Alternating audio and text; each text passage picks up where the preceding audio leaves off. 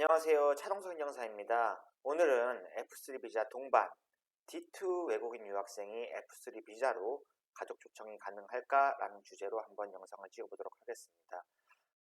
사실 최근에 그 D2 비자를 가진 유학생들이 F3로 본국에 있는 가족들, 배우자나 이제 자녀들을 초청하는 게 상당히 최근에 까다로워졌습니다. 굉장히 엄격히 심사가 되고 잘 발급이 안 되죠. F3 비자가. 사실 작년까지만 해도 D2 비자를 소지한 그러니까 학생 신분이라고 해서 F3 비자가 이렇게까지 발급이 힘들진 않았는데요. 올해부터 상당히 까다로워진 것 같습니다. 뭐 그렇다고 해서 뭐 학생들은 공부하는 학생들은 아예 가족 초청을 할 수가 없느냐 F3 비자로 또 이건 아니에요. 만일 허가해줄 만한 그런 사유가 충분히 납득될 만한 사유가 있다면 종종 허가가 되기도 합니다. 예를 들어 D2 외국인 유학생이 뭐 사고를 당하거나 아니면은 중증질환으로 인해 병원에 입원했는데 뭐 병 간호할 사람이 없다든지 혹은 이에 준하는 어떠한 사유, 허가해줄 만한 그런 사유가 있을 때는 또 허가가 되기도 합니다. 그러면은 F3 비자 동반에 대해서 오늘은 하나하나 알아보도록 하겠습니다. 먼저 대상부터 살펴보도록 할게요. F3 비자 대상 D1부터 E7까지의 체류 지각에 해당하는 사람의 배우자 및 미성년 자녀, 미성년 자녀는 배우자가 없어야 해요. 그리고 기술 연수 D3 자격에 해당하는 사람은 제외한다 라고 나와 있네요. D3 비자는 그러니까 한국에 있는 한국에 있는 본사가 해외에 지사를 설치하고 그 지사에서 근무하는 외국인 직원들이 한국 본사로 연수를 오는 비자예요. 근데 보통 한국 회사들이 해외 지사를 설치하는 경우 아무래도 개발도상국에 설치하는 경우들이 많아서 이제 그런 국가에서 온 해외 연수생들이 이탈하는 사례도 굉장히 많고 그래서 상당히 엄격히 심사되고 있는 비자 중 하나라고 보시면 되겠습니다. D3 비자는. 뭐 어쨌든 D3 비자는 그렇습니다. D1부터 E7까지의 체류 지각에 해당하는 사람이 문제가 없을 경우 배우자 및 미성년 자녀에게 큰 요구 조건 없이 주어지는 가족이니까 인도적으로 살 수 있도록 주어지는 그런 비자예요. 아까 대상을 살펴봤다시피 뭐 D1이던 D2던 뭐 D4 어학연수던 뭐 D6 종교비자던 뭐 D7 주재원 D8 뭐 외국인 투자비자 D9 D10 할 거 없이 뭐 E6 E7도 마찬가지로요. 해당하는 사람은 일단 신청은 해볼 수가 있어요. 일단 대상은 그렇습니다.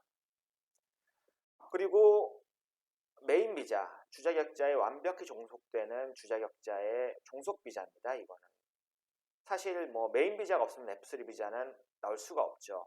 그렇기 때문에 F3 비자 소지자는 원칙적으로 취업이 불가합니다. 물론 요건이 돼서 체류 자격 외에 활동 허가를 받는 경우에는 허용이 되지만 원칙은 불가합니다. 그리고 체류 기간도 보통 주자격자와 똑같이 주어집니다. 그리고 만약에 사증 발급 인정 신청, 그러니까 초청을 하는 경우에는 반드시 주자격자와 동시에 신청을 해야 초청을 할 수 있습니다.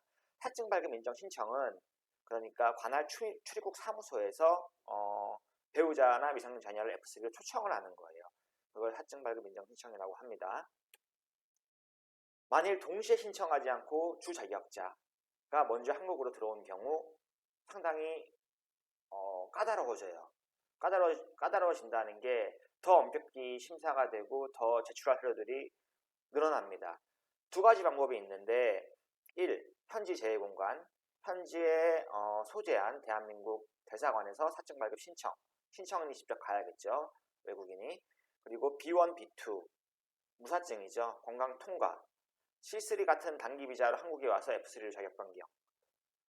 제 경험상 1번 현지 재외공관의 사증 발급 신청이 굉장히 힘들어요. 지금 거의 그러니까 법무부에서 고시한 불법 체류 다발국가 같은 경우에는 굉장히 엄격히 심사가 되고 잘 발급이 안 되고 있습니다. 현재.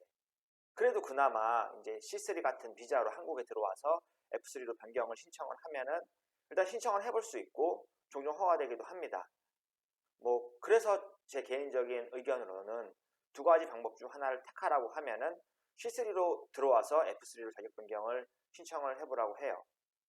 근데 사실 F3 초청이 안 되면은 C3 비자도 발급이 안 되는 경우들이 상당히 많죠. 그래서 좀 애로사항이 있습니다. 그럼 제출서를 알아볼게요. F3 비자 동반, 국내에서 자격 변경이죠. C3로 들어와서 신청하는 경우. 뭐 서류야 여러분들이 다 아시는 그런 기본 서류입니다. 이게. 그런데 이제 가족관계 입증 서류, 아까 살펴본 바와 같이 가족간의 입증 서류, 결혼 또는 출생증명서 등이잖아요. 뭐 배우자는 결혼증명서, 혼인관계 증명서, 그리고 아이들은 출생증명서가 되겠죠. 당연한 거죠. 영서 확인 또는 아포스티를 받아서 제출해야 돼요. 만일 근데 D8 같은 경우는 원칙적으로 아포스티유나 영서 확인을 안 받아서 제출을 해요. 그런데 D8 자격 소지자가 사증 발급 인정 신청으로 동시에 신청하는 경우에는 이 가족관계 입증 서류도 아포스티유나 영서 확인이 필요가 없습니다. 그런데 만약에 D8 주 자격자가 한국에 먼저 들어오고 그 이후에 이제 F3 비자로 본국에 가족을 초청한다면은 이 경우에는 반드시 또 영서 확인하고 아포스티를 받아서 제출해야 돼요. 그렇습니다.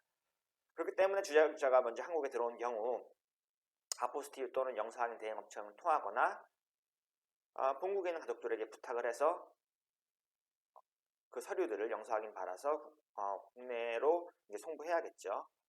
그리고 결핵 고위험 국가에 포함된다면은 결핵진단서도 반드시 첨부해야 합니다.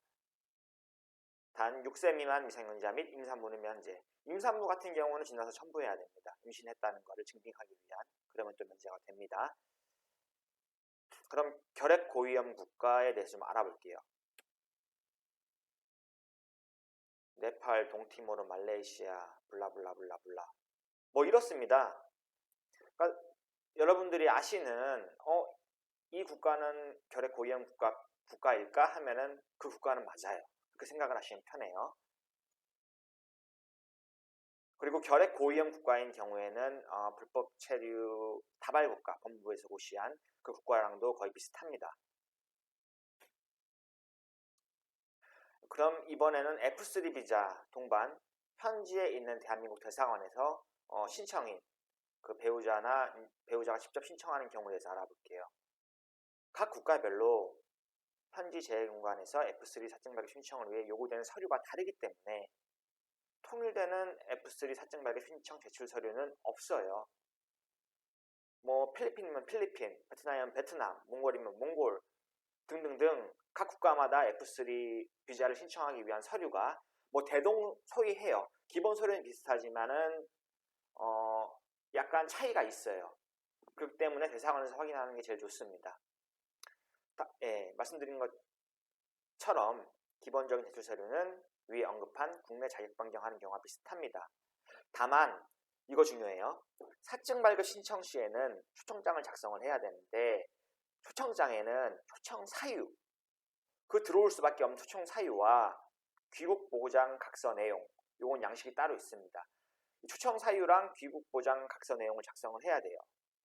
그리고 피초청인이 취업 활동을 하지 않겠다는 내용이 포함되어 있는 게 좋아요. 어떤 국가 같은 경우는 아예 그걸 포함시켜서 제출하라고 하는 경우도 있고 뭐 그렇지 않은 국가도 있습니다. 그러니까 이게 더 힘든 거예요. 들어와서 C3 비자로 일단 들어와서 자격 변경을 하면은 뭐 초청장이 없는데 현지 재외공관에서 신청을 하게 되면은 초청장이 들어가요. 그리고 초청 사유인데 아까 말씀드린 것처럼 그 허가해 줄 만한 그런 사유가 있어야 돼요. 또 귀국 보장 각서 내용도 들어가야 되고 뭐 그렇습니다. 이외에도 뭐 기본 제출 서류 외에도 그러니까 해외에서 지금 제가 말씀드리는 거는 해외 현지 대사관에 신청하는 경우에요. 이외에도 해외 범죄 능력 증명서, 초청인의 예금 잔액 증명서 및 거래 내역서, 초청인이 직장인이라면 재직 증명서, 학생이라면 재학 증명서 및 성적 증명서 등이 되겠죠. 요구될 수 있고 국내에서 발급된 서류라고 할지라도 공증을 받아서 제출해야 되는 경우들이 있어요. 현지 대사관에. 그러니까 만일 국내에서 발급된 서류가 믿을 수 있을 만한 기관, 예를 들어서 은행에서 발급된 서류다. 그러면은 뭐 명확하잖아요. 그러니까 그냥 제출하면 되는데 뭐 은행에서 발급된 서류가 위조될 일도 없고, 그런데 그런 사적인 문서 있잖아요. 사문서, 뭐 임대차 계약서, 위조될 만한 그런 여지가 있는 문서들은 종종 공증을 받아서 제출하라고 하는 경우들이 있습니다. 그리고 결핵진단서, 아까 말씀드린 것처럼 결핵 고위험 국가에 포함된다면 당연히 제출해야 되는데, 국내에서 결핵진단을 받는 경우 뭐 법무부 지정병원 있잖아요. 거의 법무부 지정병원이나 보건소에서 받으시면 되지만, 현지에서 받으실 때는 그 각 국가에 소재하고 있는 현지 대한민국 대사관에서 지정한 병원이 있어요.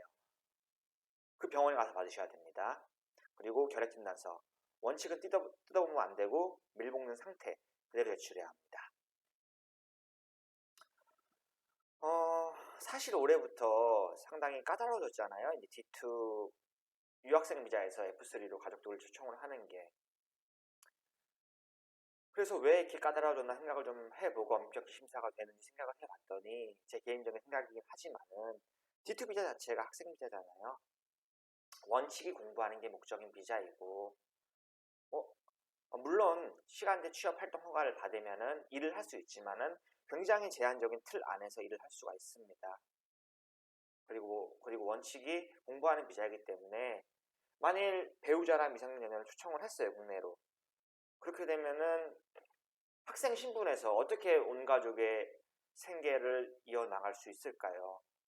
E7이나 D8, 뭐 취업 활동을 할 수 있는 그런 비자를 소지했다거나, 혹은 사업 비자, 비즈니스 비자라고도 불리는 뭐 D8, D9 이런 비자에 초청을 하는 경우는 거의 불어대는 일이 없어요. 요것만 되면 거의 다 허가가 됩니다. 근데 D2 비자는 학생 비자이기 때문에 아무래도 그런 것 같아요. 뭐 솔직히 말씀을 드리면은 D2, 제가 본 사례들에 의하면은 D2에서 초청을 하잖아요, 배우자들을. 그럼 그 배우자들이 대부분 다 일을 합니다. 불법 취업이죠. 그래서 제가 생각을 했을 때는 그런 불법 취업을 방지하는 목적, 또 그런 것들 때문에 지금 D2 자격에서 F3 비자 발급이 좀 까다로워진 것 같아요. 정말 부잣집 유학생들 같은 경우는 예외가 되겠지만은 현재는 이렇게 지금 까다롭게 엄격히 심사가 되고 발급이 되고 있습니다. 네, 지금까지 창소 행정사였습니다. 뭐 문의사항 있으시면은 뭐 연락 주시면은 제가 성심성의껏 뭐 답변해 드리도록 하겠습니다. 감사합니다.